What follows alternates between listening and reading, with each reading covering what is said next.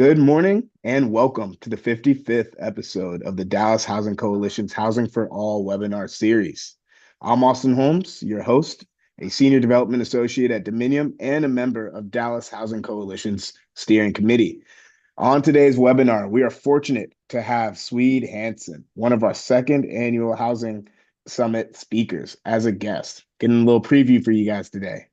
As a reminder, for those watching, the Dallas Housing Coalition's second annual summit is taking place just 2 weeks from today on Friday, November 21st at UNT Dallas. There is still time to view the entire speaker lineup and buy your tickets. So let's get into our conversation with Swede today. So Swede was born and raised in Dallas, Texas. He has over a 20-year career in real estate, and he's developed expertise in multiple facets, including development, project leasing, distressed note sales, and financing. He is the founder and principal of Smart Living Residential, where he works tirelessly to make sure Dallas residents have access to affordable housing. Swede holds a Master of Business Administration and Finance from Southern Methodist University's Cox School of Business and a Bachelor of Science in Industrial Distribution from Texas A&M University. Swede, thank you for joining us today. Thanks, Austin. I'm grateful to be here and looking forward to discussing real estate and housing with you. Fantastic. So, as we were prepping for today's show, we read about your father's nonprofit work in West Dallas. Can you talk about that and how that experience informed the founding mission of Smart Living Residential? Yeah, it was incredibly informative. My dad ran a nonprofit, worked in partnership with Pastor Arthur Wilson with West Dallas Community Church, and what really his involvement did was it gave me exposure to I would say a typically underserved community at the time in West Dallas Mm, before the gentrification had really taken place. Romano had started moving in with Trinity Groves, but all the development up and down Singleton and Commerce had not taken place. And so, because of my dad's involvement in West Dallas and being on the ground working with the communities, I got to really see how development interacts with local communities, both, a lot of times in a very negative way. And this was really before the whole idea of attainable housing, affordable housing, workforce housing really became the topic du jour, and the focus that it is today. And to me, just kind of seeing how real estate and development in particular interacts with communities of color and communities in Southern Dallas, it really just showed me that there was a need for a better way of doing it. And I really wanted to step out and create, because I felt like I had an opportunity to do it, create a different type of development company development structure that would be able to provide housing that people could actually afford, that was well designed and livable, and doing it in a way that I thought had a great relationship with the communities that it was located in. that's amazing. That's really helpful for understanding the context that you had as you started your career and got deeper into the real estate industry. So in developing one of your first projects, the Finch, you emphasized community engagement and building trust before breaking ground. What does that process really look like, and how long does that take? And tell us a little bit more about the Finch and how it kind of Sure. accomplishes those goals that you mentioned after the first question. Yeah, so I think taking a step back, when you think about attainable housing or affordable housing, let me just say attainable. The word Hmm. affordable has different meanings across the city, depending on where you live, and sometimes it can be very negative. So I Yeah. like to use, workforce or attainable housing, and what I simply do is provide what I would call mixed income housing, so a variety of different AMIs and different rent levels. And so when you think about housing and where I think the need is the most at that middle income section, people that make between Hmm. $8,000 a year. Honestly, I believe that the solution is provided in Southern Dallas. Okay. Mm. I can't go to Deep Ellum and spend $200 a foot on land and develop something that's going to be able to have rents that people can afford. I can't go to McKinney, I can't go to Plano. And so really, one of the biggest untapped resources in the city is the Southern Dallas sector. And so I Mm. really focus a lot of my efforts in Southern Dallas. Because of that, there is a specific way that I like to do business in terms of how I relate to the communities. And that's really informed, again, I'm not an expert by any means on Southern Dallas. I don't claim to be. But what I have learned through my time of interacting with the Southern Dallas sector, and what seems to work with me is that if you're going to be in real estate, if you're going to, you know, have to work with the city, um, there's there's a way that I think that's appropriate in terms of interacting with those areas that you want to build, in order to build trust. Southern Dallas is all built on trust, in my opinion. And the way to build trust is showing up. And so for me in real estate, where the Southern Dallas sector has always had a lot of promises made, but promises broken, Mm. if you're gonna go in and try to change the fabric of a long-standing neighborhood, again, that's built on trust, the best way to do that is just show up. And so, I'm not perfect at it, but what I try to do is be present. Seek out the neighborhood stakeholders, join the local neighborhood association and show up. And that starts early. It starts during the pre-development process or even before. Just being there. Eventually you end up being like, who's this guy sitting in the back of the room?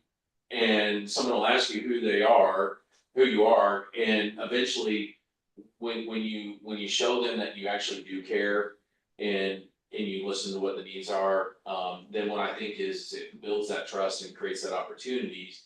And then what it ends up being is it just it's something that's proven. So we talk about the Finch. The Finch is my first project as an entrepreneurial developer. It's 153 units. It's located in District 4 in the Cedar Crest neighborhood of East Oak Cliff. Hmm.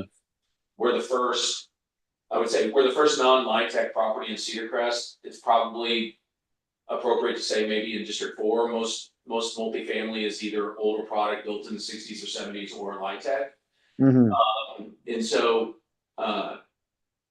it's very important for us to, if we're going to be something new in a neighborhood that hasn't seen something that's been typically underserved, Yeah. to build something that's within the fabric of that community, that fits within and that's not there and is looked at as something that we're just completely changing the neighborhood. Um, Yeah. and so that's how we approach it, even from a design perspective to a construction perspective, et cetera. That makes a lot of sense. And as a LiTech developer, that's really amazing that you've been able to put together an amazing deal without that particular resource in that Well, we gotta get area. at least Austin, so we're complete, and that's one of the things, like, again, when I go back about building trust, it's not so much Hmm. to say that you're gonna do something, but are you gonna do it and then you're gonna follow through? So like it starts with breaking ground. Is there Yeah. that you're actually doing it, stepping off to do it, and then are you gonna be able to complete it? Doesn't Yeah. matter. It doesn't matter what the challenges are that you have in the community. It just knows that are you gonna start it and you're gonna finish it. And Yeah. so that's why it's super important for me, despite the challenges that we had during construction, to actually finish something and have that visual, like, yes, we did what we said we were going to do. We've done that. We're complete. We're leasing. Hmm. Now we actually have to execute and put bodies into the units, and we will Definitely. right now. So That's amazing. And from my understanding, you said at mixed income housing, what levels of AMI at the Finch are you targeting there? yeah, so we participate in the Dallas Public Facility Corporation, which allows us and helps us to offer that mixture of incomes. So the PFC program is 10% of your units at 60, Hmm. 40% of our units at 80, and then 50 at market. I will say that uh, just our business philosophy and our capital partners, anytime that we get the opportunity to actually adjust that AMI mix to be a little bit more indicative of the community that we're working in and a little bit lower, we will do that. So I Okay. would say, like, right now, even though we have the opportunity to go up, and so like our market rate units, when we underwrote them, we're anywhere between 90 to 100% AMI. I will Hmm. tell you that our mix is anywhere probably right now between 60 to 80%. And so it's been able to adjust a little bit lower, but we're still providing a great mixture. Yeah.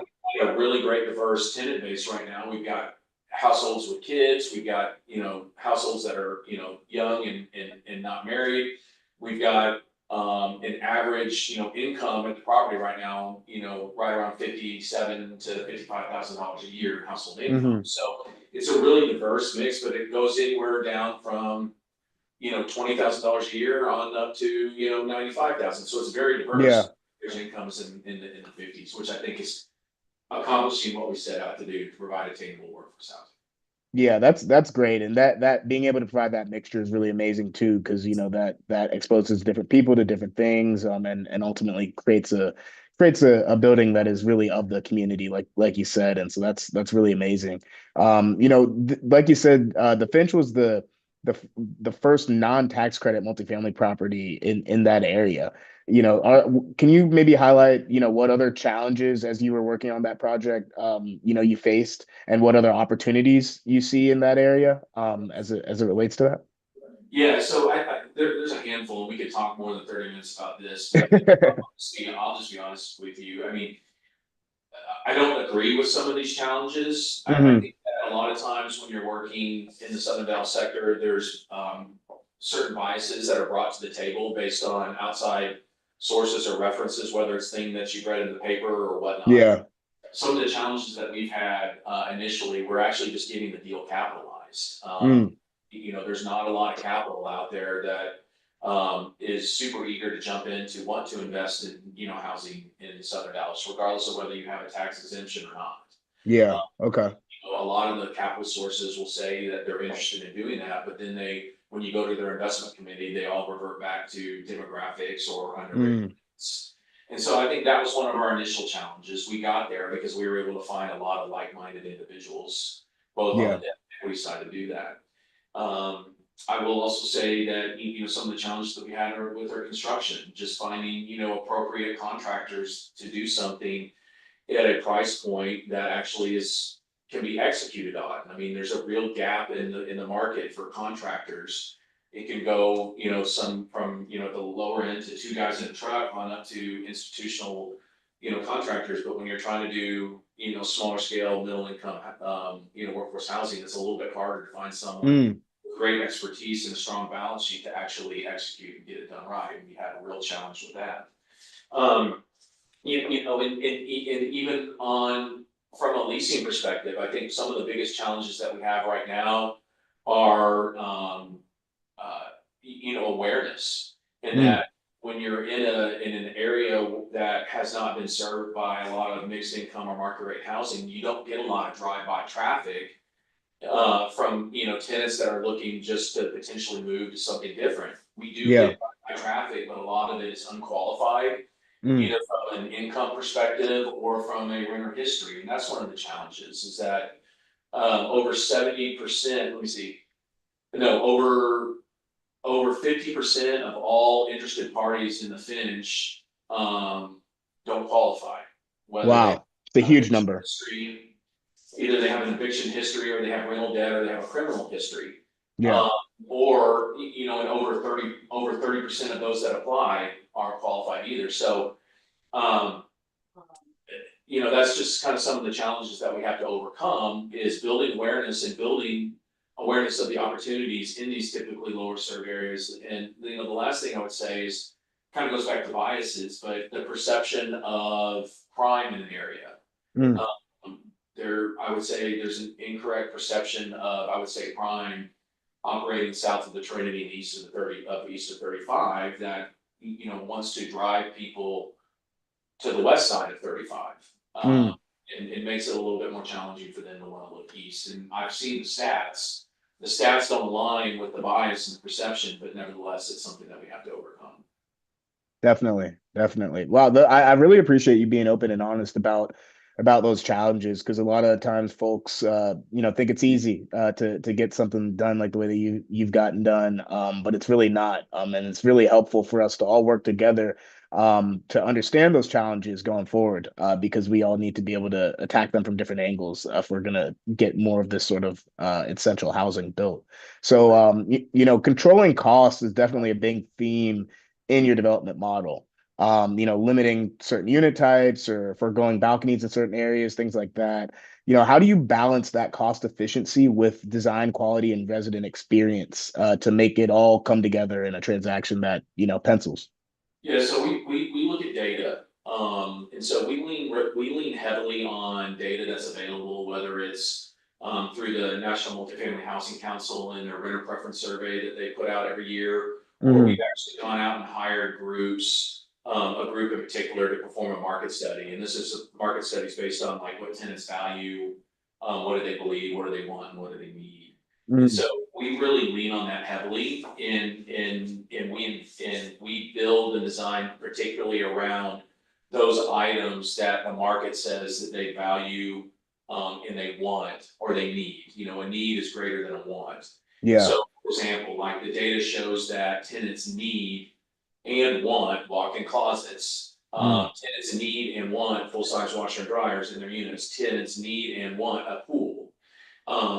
Things that they would like but don't necessarily need are an exercise facility, or things that they would like but they don't necessarily need are balconies. And Yeah. so we really lean heavy on the data to really design around those things that tenants both want and need. And for us, that's, you know, things like walk-in closets, soundproofing in the walls and floors, reliable cellular connectivity, a pool. Um, you know, things like that. And it is, I mean, there's certain risks that we take. Like for example, a lot of people put in full-size, refrigerators. Uh, Hmm. we did not. We put in a refrigerator that I thought was appropriate. It has an ice maker, has a freezer, and has a refrigerator. I Hmm. thought that would potentially be an objection that tenants might have, and that it's not a full size. We haven't seen one person complain about the size of our refrigerator. And Wow. my theory that a smaller refrigerator would be acceptable, and that what that does is it creates, you know, it reduces the cost of our appliance package. But my theory was is that a lot of people don't cook, a lot of people eat out, a lot of people Hmm. DoorDash. That's kind of proven true. Or even like we don't have kitchen islands. Kitchen Mm. islands are expensive because you got more cabinetry, more countertop, and maybe some plumbing or electrical in it. We don't have those, but what we do is we sell the benefit of a tenant being able to have a more flexibility in terms of how they lay out their furniture. They can put a dining room table, they can move it to the side, they can have a big party and not have to worry about the clunkiness of a kitchen island. We've had a couple of people that have objected to not having an island, but most people don't. And so, you know, it's just things like that, taking a little bit of risk. And then, you know, balconies in of itself, a lot of the reason why we didn't do balconies was a couple things. Number one, I, you can't use them a lot in Texas because of the heat. Number Mm. two, they end up just being a storage closet for tenants, which means that Yeah. it's junking up the visual of the property. And so that goes back to what we were saying earlier about our relationship with the community. And if you're going to build in a community that's typically been underrepresented, we need to be a good neighbor. And Yeah. part of that is actually building something and maintaining it well. And one of the biggest visuals of doing that is not having tenants, residents with, you know, clutter on a balcony. And so we just Yeah. figured, why not building them?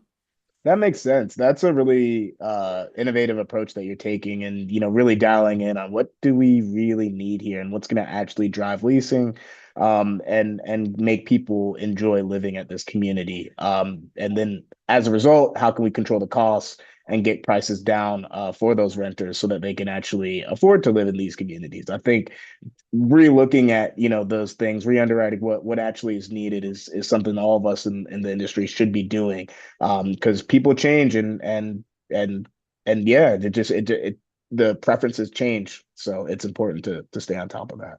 So yeah. Want to talk a little bit about city incentives and public-private partnerships. What role do these things play in making a project like yours viable? And are there any misconceptions around these programs that you'd love to clear up here? Yeah, I mean, it's essential. I can't do what I do without, you know, some sort of assistance from, you know, the city of Dallas, whether it's Mm. from the Public Facility Corporation or the EDC.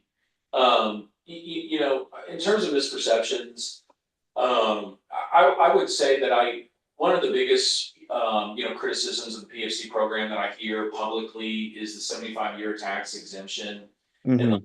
term of that. And I understand where the criticism comes from. Um, you know, no one likes the idea of taking something off the tax rolls for an extended period of time. Yeah. The challenge with that is, the term of it's really driven by the capital markets and our ability to Hmm. finance the project. And it's not driven by me.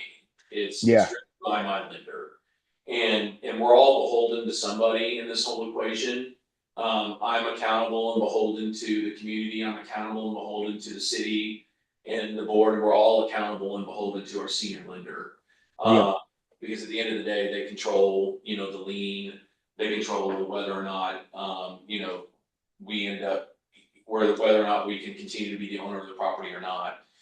And that 75-year term is really dictated by the senior lender and whether or not they're gonna be able to be, refinanced out and taken out, at the end of their loan. And so that's something that I wish that, was information that was more prevalently, discussed.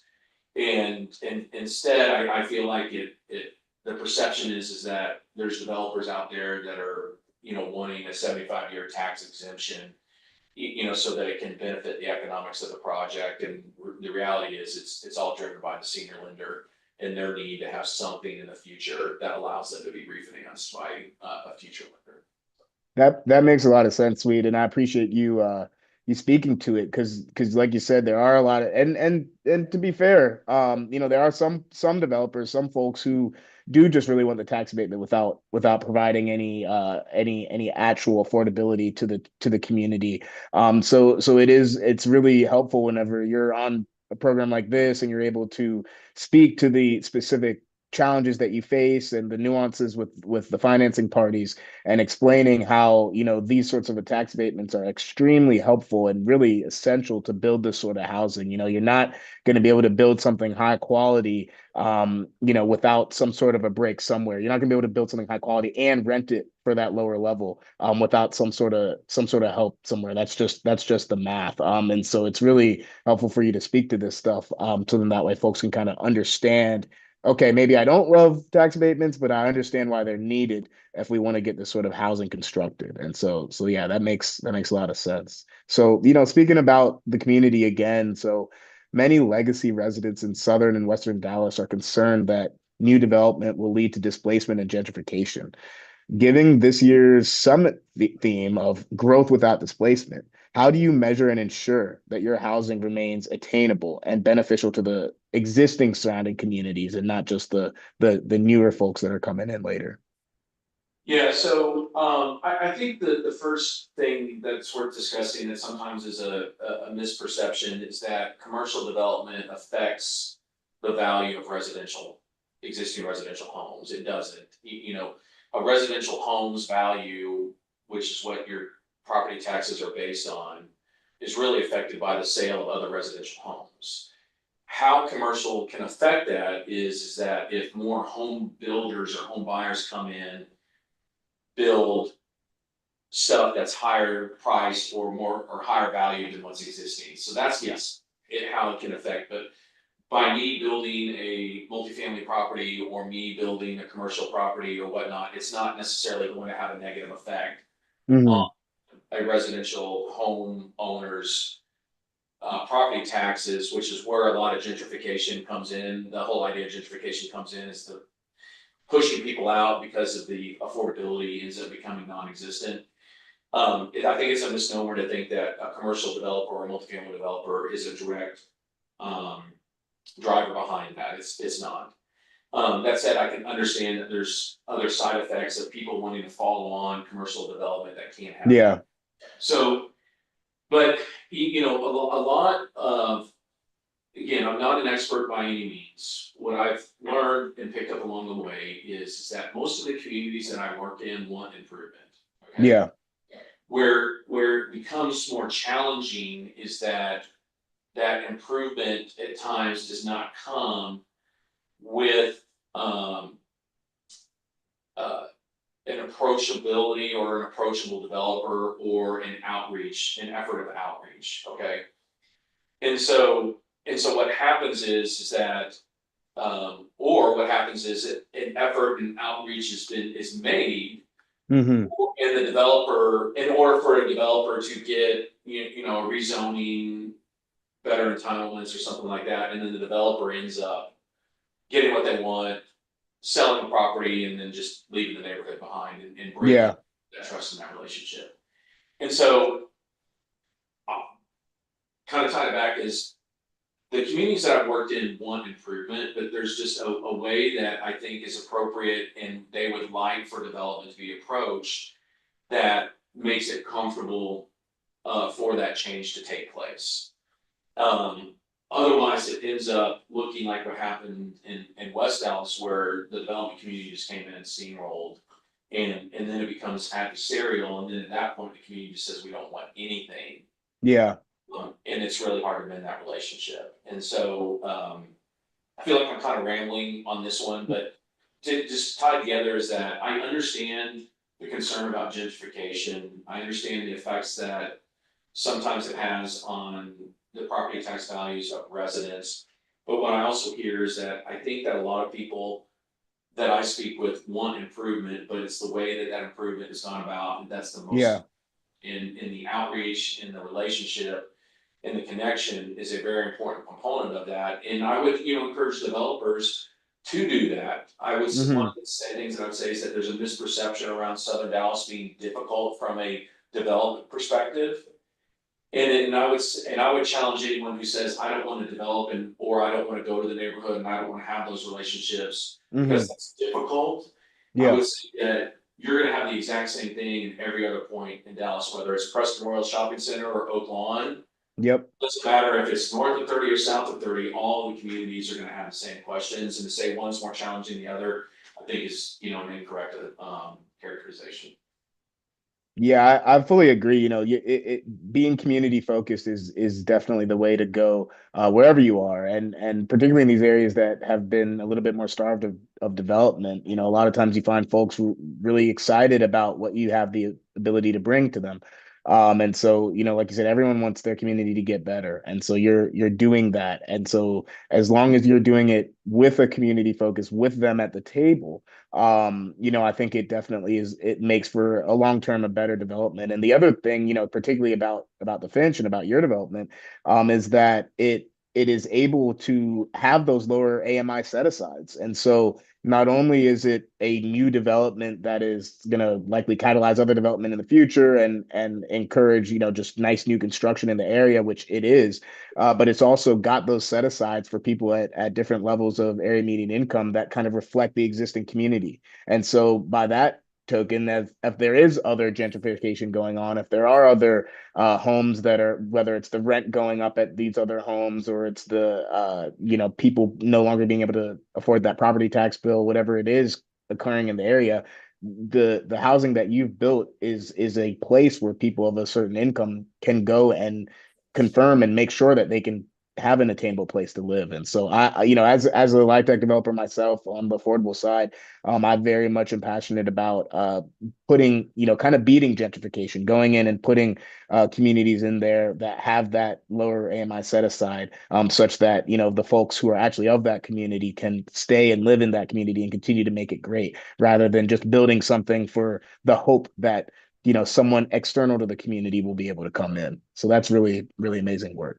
Yeah, and I'd like to add to this is that, the concept of gentrification takes a handful of forms, whether it's economic or listening, relationships or whatnot, or Hmm. lack of that. And so like, I think one of the ways that you can really combat as a developer and push back against that, like I said, is building those relationships, but also building something that's appropriate for the neighborhood. Yeah.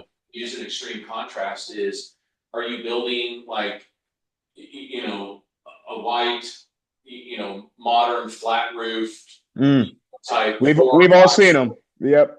yeah, 4 or 5 story structure in a neighborhood that has, 1950s houses with gable roofs. Mm. So how do you find something that fits within the fabric of the neighborhood and doesn't look like you're gonna come in and completely just change it?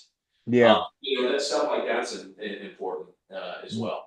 Very much so. You're building that, and you're saying we're going to start with the price of $1 million, and then you look in the immediate area, and it's like, well, no one here has $1 million. So clearly, in order for your investment to pan out, you're literally requiring someone external to come in and change this community. So yeah, having that approach that looks around and is contextually appropriate is huge. So yeah, I want to step into the future a little bit. So, looking ahead with over 20 years of real estate development experience and your background in finance and distressed assets, looking ahead, how will Smart Living Residential scale its model of attainable workforce housing? And what key lessons would you share for emerging developers who also want to do this in this space? So how will I do it? Let's just say I hope that I can do it. You know, I think the challenge with people that are interested in getting into the space is that they see someone build something and they say like, I can do that. Mm, Um, I would say that this has been one of the more difficult things that I've ever done professionally, uh, hands down. mm, Uh, I am at and I will just say, um, it's not as lucrative as you may think it is. mm, Yes, there is opportunity economically for upside, but I will tell you, hmm there is a extreme amount of downside, maybe even more so. mm, Um, and we could talk another time, one-on-one, about the challenges that I've had, but there is definitely risk associated with this, not only monetarily, um, but reputationally, yeah, a lot of things. It's not easy. Okay, so I don't want to shy away anyone from being an entrepreneur by any means. I will tell you that what I do is incredibly fulfilling. I love mm, what I do. I love the people that I work with, both the consultants, people on city staff, people in the housing space, but it is incredibly challenging and risky. Um, that said, I am hopeful that I can keep doing this, but it's not a guarantee. Uh, yeah, the great thing about real estate development is that every project is self-contained. yeah, You can succeed on one and not succeed on the other. The hope is that you continue to succeed on all or multiple, and then hopefully you hit a home run on yeah, or two, but it's not guaranteed. And definitely. so um, I'm just hoping that I can do it, and I'm hoping that I can get to a point where I can not only do it and save for my kids' future education, but also put groceries on the table today. Yeah, That's yeah, not that's not guaranteed. And so for people that are thinking about this, one of the things that I would say is uh, I've got over 20 years of experience in real estate in multiple facets. I'm kind of a jack of all trades, which makes what I do, I would say, easier than if I didn't have that experience. But I was in real estate for 20 years before I stepped out to do something on my own. And I yeah, will tell you that even with over 20 years experience in real estate, it was really hard to get people to buy into me, my idea, my concept, and want to capitalize the deal. Okay. hmm Super challenging. Um, the other thing is that so what I'm saying is I think it's not something that you just wake up and say I'm going to do the next day. It comes. yeah, You need to have experience. You need to have a background. You need to have an understanding. And I'm grateful that I have some of that to bring to the table. It's helped me manage and mitigate a lot of risk and challenges that we've had and obstacles yeah, that we've overcome.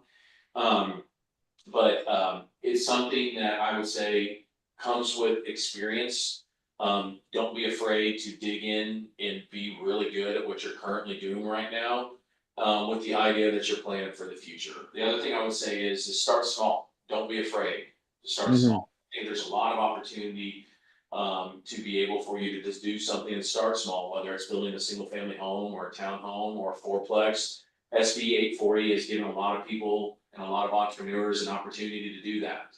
And yeah, I think that creates a lot of opportunity that I would encourage people to look at instead of just jumping out to build a 153 multifamily project. yeah. So, That's great advice. That's great advice and very helpful. So last question for you. As one of our summit speakers, we're all excited here at Dallas Housing Coalition about the summit. So as one of the summit speakers, what are you most excited for on Friday the 21st of November? I'm excited about just being able to get out and talk about attainable housing with some great people. The people on Hmm the call are fantastic. I know them. That's the great thing about this space is that once you get into this space, you end up meeting a lot of people, and I've never really come across anybody that, even though we're competitors, we don't treat each other as, adversaries. Oh yeah. We, Yeah. we talk to one another, we share what our struggles are, we share what the challenges are, ask how everyone's doing. And so, being able to be on a panel with people that I know, and share about something that I'm passionate about is something that I'm looking forward to. And of course, taking questions. I love questions. Yeah. At the same Yeah. time, if I get an opportunity to help somebody, I'm more than willing to do that. That's amazing. Yeah, we're all excited for it. And yeah, we're all kind of in this boat together trying to get this housing built. I would say, there are quote unquote competitors in this industry, but I would say it's very friendly and everyone's just working to overall the biggest competitor is the lack of attainable housing for folks. And so that's what we're all fighting against. And so, that's really great. And I'm excited for the housing summit as well. So Swede, thank you again for joining us this morning. Your passion for affordable housing and your commitment to public-private partnerships to provide housing for Texans is incredible, and we really appreciate it. Thank you. Grateful to be here. Thank you guys for what y'all For do. sure, for sure. So before we sign off today, we do want to encourage y'all to check out the Dallas Housing Coalition's upcoming events on our website, including our last two Zoning 101 community talks and our second annual Housing Summit on November the 21st, and our inaugural Resident Housing Summit on November the 22nd. Follow our social media for more updates and stay connected to our Housing for All webinar series. Visit our website, DallasHousingCoalition.com, to subscribe to our communications and become a member of the coalition today. Thank you to our viewers for tuning in to the 55th Housing for All webinar, where we discuss whether Dallas is big and if it is truly big enough for everyone.